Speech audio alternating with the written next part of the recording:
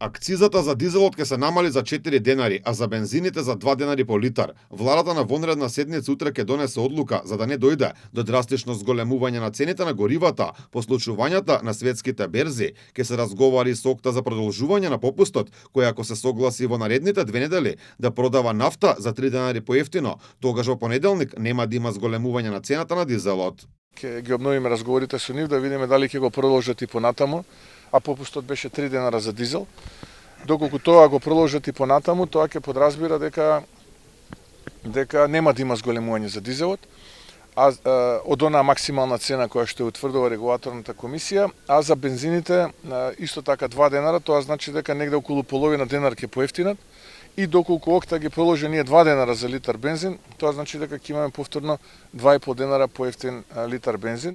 Во наредните 2 недели ќе се продолжи мерката за намален данок за горивата. Премиерот Мицкоски потенцира дека ситуацијата во Македонија е стабилна, нафтени деривати има доволно, во цевковарот од Грција има гориво за 60 дена и за дополнителни 60 има во резервите. Според него мерките кои ги презема владата придонесуваат да имаме најевтини деривати во Европа, односно цената на бензините се движи меѓу евро 30 и евро 50, а на дизелот околу евро и половина, за разлика од одредени земји од Европската унија, каде цената веќе отиде и до 3 евра за литар. Владата ќе стори се да нема драстично поскапување ниту во маркетите, се размислува и за целосно кинување на данокот на основните прехранбени производи.